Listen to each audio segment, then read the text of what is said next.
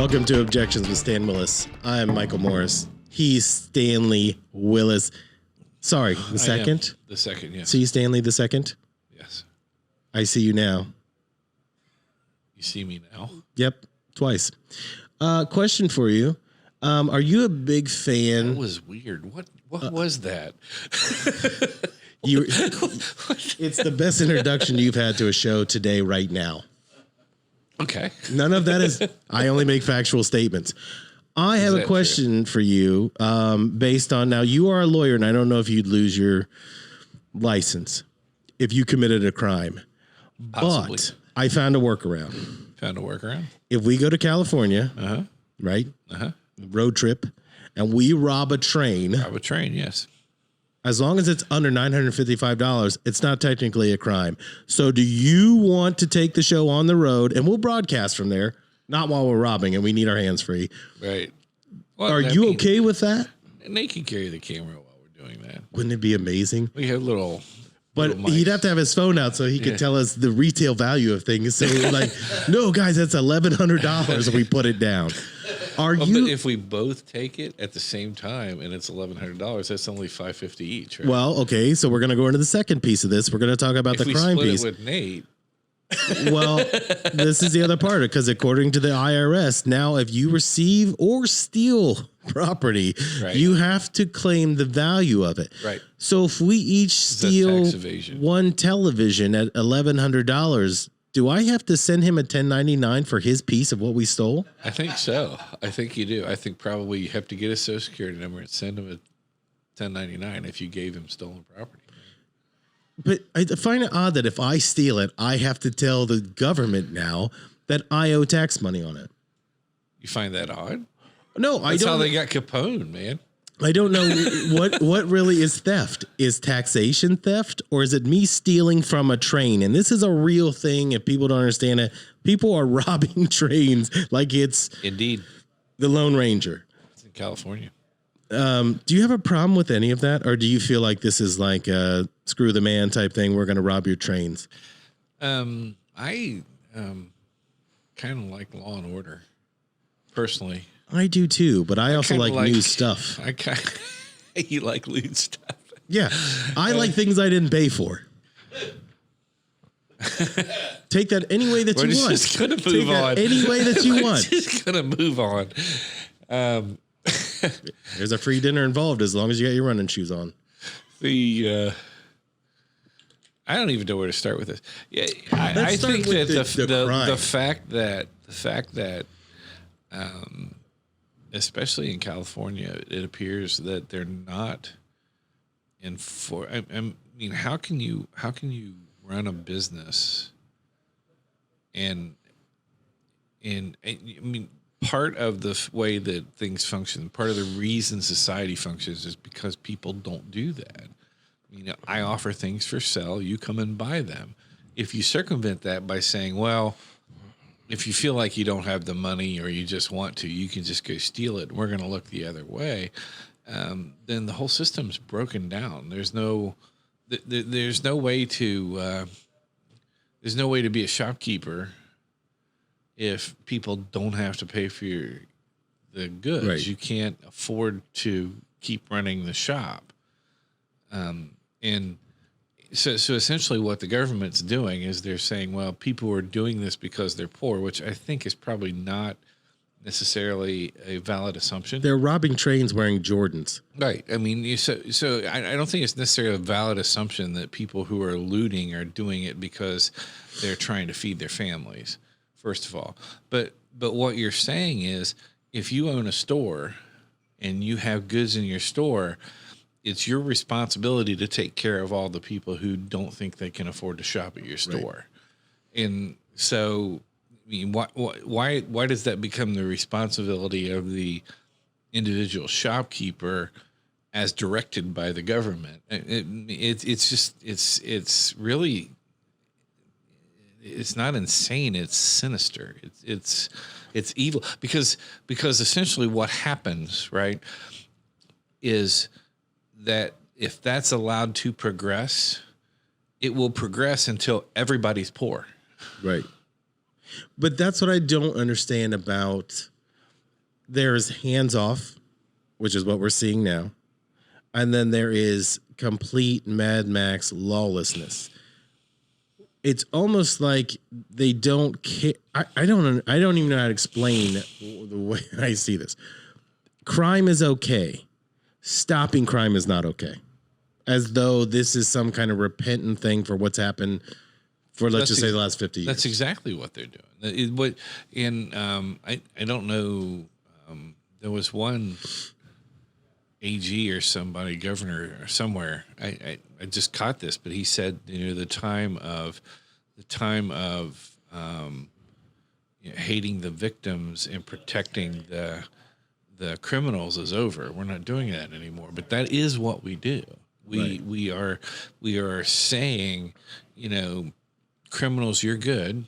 We don't care. Victims, you're screwed. We're not here to protect you, which is like the opposite of what the government's supposed to do. I mean, the reason that we all submit to the government is so that the government can keep an ordered society. And I think enforcing the laws is the first order of an ordered society, right? And you see what you don't have to go too far to see evidence of what happened. I mean, New York before Giuliani was a horrible place. Nobody wanted to go there. Everybody got mugged all the time. Right. Giuliani comes in. It looked like Gotham City. They start enforcing things, and all of a sudden, since Giuliani, New York's been a big place that people want to go, and it's safe. And people feel safe after hours, but that's all gone now. It's in the course of 2 years or so, they've completely undone all of that. And now people are getting to where they're afraid to go to New York City again. Well, you're allowed to do drugs in the street if you want to. There's places set up if you want to do heroin in New York City, you can do it.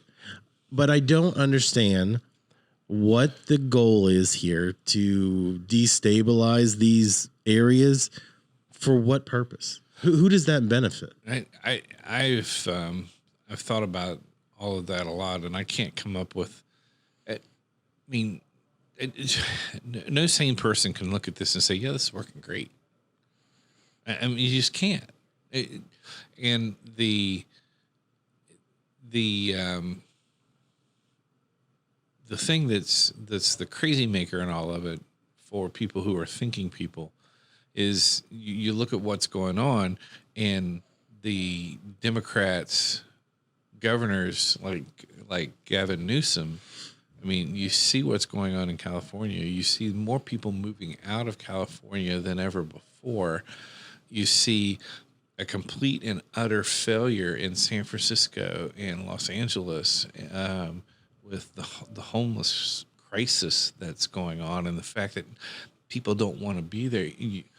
You look at all this stuff, and then you see Newsom thinking that, well, okay, what we need to do is double down on this, right? What we need to do is we need more mandates, and we need more stupid rules for people to follow. I mean, we can't get this stuff out of the ports. So you know what? Truckers need to be vaccinated. We don't have enough truckers, so we're going to kick all the ones out that aren't vaccinated. That doesn't make any sense. You need more truckers. I mean, at some point, you've got to just quit saying, "Well, we're just going to be more stupid." But again, I feel like it is. You have people that are anti-commerce. Mm-hmm. I'm trying to break this down like an economic. Like, what sense does this make? If I can disrupt the belt that this all runs on, I have a chance to reset it. I think is the way they're looking at it. So, they've got all those shipping containers still out in the ocean. We don't talk about that because we have so many other good things to talk about that are all mess. Every day there's a mess. And it's like we can't even get back to the fact that there's not food on shelves and things like that. But it's being done on purpose. So it's not a pandemic thing. It is we're going to do this at our pace. Right. And it is a control mechanism. What I don't understand is in this control mechanism, what is it what are you planning on doing? Releasing these things if you kids are good? Do you know what I mean? We'll let you go back to your normal lives as long as you do what we say. I don't think they even get there. I think that there's not a rational basis for what's happening there. There's just not. There is no rational basis for the way things are going in California. And they know that they know that they can't sustain it because they want to double the tax rate. Right. So, which I still don't understand where that money comes from. Well, it comes from the taxpayers. No. I'm saying from who you are as a paying taxpayer. taxes on their looters, on the stuff that they've looted. So are we essentially through tax money sponsoring terrorism? Apparently. I mean, it's the only way I look at it. We're sponsoring looting anyway. Yes, and I think again, I'm amazed at the athletic ability of some of these people to jump through windows or to get on a moving train. I've never wanted anything that badly in my life that I'm like, that thing is moving and it's 40 feet off the ground, but I'm going to get in there because there might be a PlayStation in there. Like, I don't understand it. And maybe it's because I'm not a criminal mastermind yet. I will get there if you're willing to go out there and sponsor me. I think you're a criminal mastermind. I think you should get there. I would do it, but least, my knee hurts so badly. I don't want to jump on a train. Maybe not mastermind. Maybe, what's below mastermind? Maybe a master lock, apprentice mind. I wonder if you could learn. You could be a criminal journeyman mind. Do you think that there's an underground and it's like if you rob 6 buses, you move up to this, kind of like in GTA? I think there probably is, man. I'm just wondering if there's a network. Are these individuals doing this, or is this a network of people? I think you get a little bit of both going on. I mean, they had the one was it a Walmart or a Target that there were like 80 people working together. Yes, in California, in San Francisco. I mean, that's a small army right there. That's you can replace it with individual tax money, but when you lose CVS and Walgreens and they move out of your state not to come back, you can't replace the business revenue by putting it on people. It's like they're punishing people for living in the state of California. Correct. Well, they are, and look at how many people are leaving. I mean, it's staggering. But they're just. I mean, Newsom.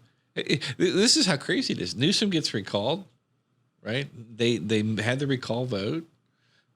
Do you remember who he blamed for that? He blamed Donald Trump. Yeah, well, it was his fault because I'm not a big fan of the Orange Man. I don't think he's a great politician or great for the country or anything. And he has some decent policy. He has some bad policies, like every other politician. But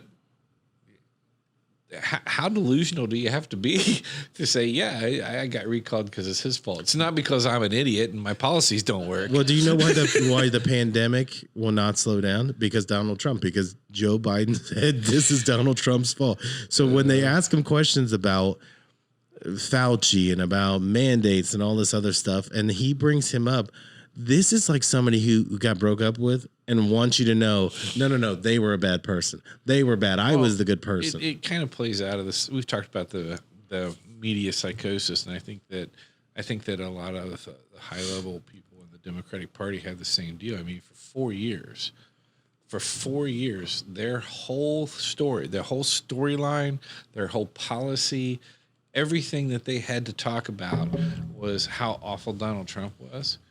And most of them have not been able to pivot right to a new story. Meanwhile, I mean, Joe Biden I think I saw that his numbers are now lower than any president has ever had. And they continue to go down. That, and they're still trending down. Well, the numbers they shared with him the other day was he was only at 44% approval. That was just I saw 32. No, it is. I'm saying what they showed him. Yeah. And those were Democrats. Right. So then they said among all Americans, it's 31%. Right. And his reaction was to smile and show his veneers and all that. So you're saying it's not impossible. But think about it. How bad are you when 2/3 of the country is like, this isn't going well at all? Right. But you can't keep blaming. That'd be like me blaming Ronald Reagan for why I got a speeding ticket on the way here. Like it has nothing to do with what's going on right now. But if 2/3 of the people disapprove, I mean, that's basically what it's saying. 2/3 of the people are saying you're doing a crappy job, and your response is, well, we're going to keep doing what we've been doing because obviously it's working. Right. Because 1/3 of the people think we're doing well. So isn't that amazing? If we keep going, maybe it'll only be 1/4 of the people. But maybe we can get all the way down to 1/8. I don't understand how the guy that wrote the crime bill is crime's at an all-time high, and they never ask him a question. They never ask him one question about crime in America or anything. I think the number one thing that you want when you live in this country is to know that you're safe going places. Well, I agree, and that's the. I don't think necessarily that there's. There has to be a ground somewhere. I mean, part of the reaction that's going on is because there is in some places need for reform amongst law enforcement. I mean, there is in some places. I think that some of the. Does every law enforcement unit in the country need a tank? Yes. Were you asking me? Yes. Yes. Yeah. More tanks, bazookas. Did you ever see Commando? Right. All of our cops should look like that. Okay. Well, not with the sleeveless thing, because some of those guys are fat. But at the end of the day, I think that probably 90 to 95% of cops are decent people just trying to do their job, right? It's the same. That ratio kind of runs. I mean, you look at a few years ago, there was a statistic out that amongst doctors, like 11% of doctors commit like 90% of malpractice or something like that. Same thing happens in attorneys. I mean, 10, 11% of attorneys commit most of the problems that attorneys have, that malpractice and ethical violations and stuff like that. And that ratio probably holds true in any profession, right, except for media, where 98% of the people are unethical. You know why it's not over 100? Because it's not possible to even calculate. It is every one of them as a sandbag and son of a. I'm just playing with you. I'm not. Listen, I work in a business full of thieves, and when you're the only one that's kind of like, I don't want to play that way, and they're like, no, but you have to play that way. Yeah. It is that mentality where it's in every field. It's a matter of there's still rules, whether you're a lawyer, whether in media, whatever it is. There are still rules that we all play by so that we can all function and so people don't get hurt. Right. But that's back to the main point, which is you need to have for society to work and for there to be order, there have to be some basic rules that we all follow. Otherwise, you have complete disorder, and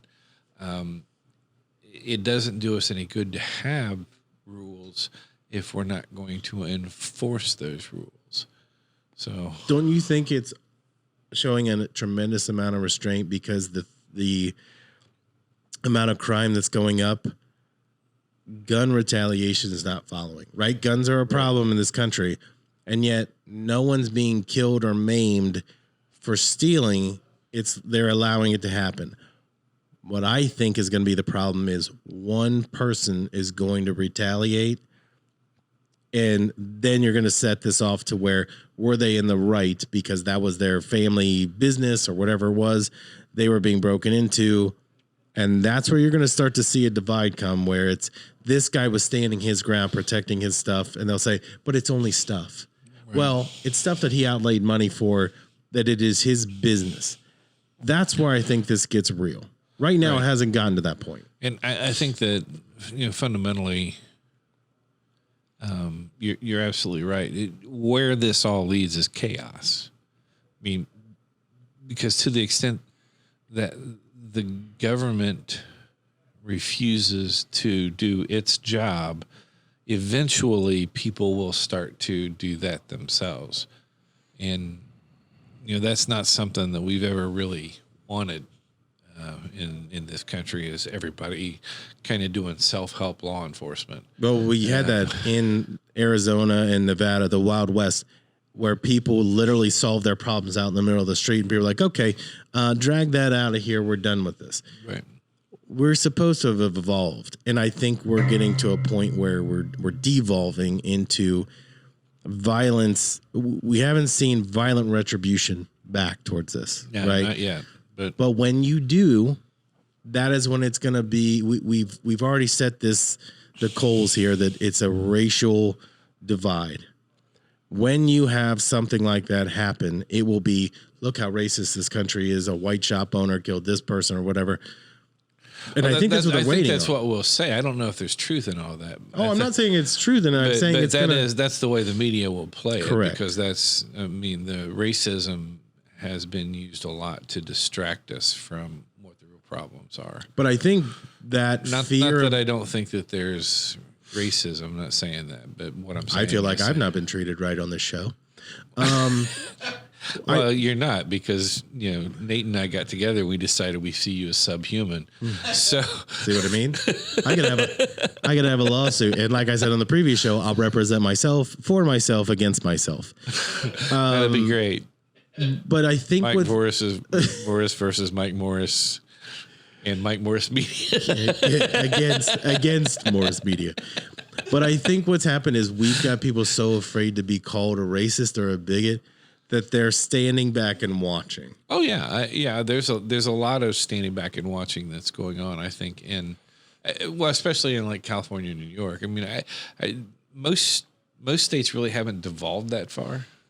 It's really on the edges of the map, right? So you have Portland, you have New York, and you have California are the biggest issues. I mean, let's just call a spade a spade. It's mostly Democrat-led states that are. Well, I wasn't going to say that, but it is all those dirty, limey Democrats. Having been a Democrat for most of my life until recently, I can say that. I think that it's the Democrat-led states that tend to be having issues. I mean, They're not looting in Florida. They're not looting in Ohio. They're not looting in Indiana. They're looting in California and New York. I mean, where they also have the most oppressive mandates.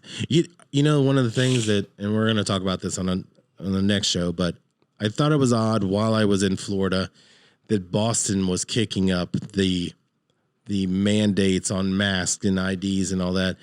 You are forcing people in these states and these Democratic-run cities, and you have to say it because they are Democrat-controlled areas. And I'm not saying, I don't want to say it's just that ideologue is doing this, but they are. You are creating so much pressure and strain. It's almost like you want people to violently lash out so you can say, see, look at this. This is why we have to do this, because you people are animals. That would be it. That's a very cynical and sinister thought. Thank you. But I can't say that it's illogical at this point. Well, I think that's the one thing we've agreed on. All the shows we've done, that you've agreed that I'm right again. Just go with it, because we're almost out of time. Just go with it, because if you start debating wait. Can you play that back? Is that what I said? That's not. Don't edit this tape. I mean, this is the best acknowledgement of my worth on this show. Oh, Michael, are you feeling insecure again? Do you need a hug? In fact, do you need a hug? When I was sick, I almost did the show by myself. Michael needs a hug. Does anybody want to hug Michael? See what I mean? You're still a Democrat. You're tree hugging bullshit. So if you were a tree, I still don't think I would hug you. Once again, another T-shirt for the show. You're such a giver. Again, the last part of this that I want you to say what you think about this is, if you were a lawyer in the state of California and somebody calls and says, I'm in trouble, I was robbing a train, would you take that case? I don't know, man. I don't know what to do with that. It depends on. Here's the thing. Now here's the interesting question. So let's say you have an organization of train robbers. Right? Oh, like a union? Like you had a like it's a group. Like it's a group. They actually have meetings. oh, so it's the club. Yeah, club. A train like robbing club. Yeah. So if you have a train robbing club, if you're hurt while robbing a train, can you get workers' compensation coverage from Can you sue? Okay, I got another one. You're hurt while robbing a train, but you fall on needles from a discarded plant that's next door because they didn't properly dispose of it. Can I sue that company because Quite possibly. That'd be fun to try. We got to get someone to call. If anybody out there that's thinking about robbing something would just call us before you do it, and we'll do a little research on this. Call before we do it? I can't set up a case like that. That would be illegal. No, you don't call. They call you. Call not me and say I'm thinking about committing a crime. That's all I wanted. Edit that part out. Call me and say I'm thinking about committing a crime. Call me and say I'm thinking about committing a crime. Call me and say I'm thinking about committing a crime. Call me and say I'm thinking about committing a crime. I didn't know if I could get him to do it, but he did say it'd be amazing to cut that out. I want that to be my ringtone. Call me if you're thinking of doing a crime. That's all we have time for at Objections with Stan Willis. We'll see you criminals later.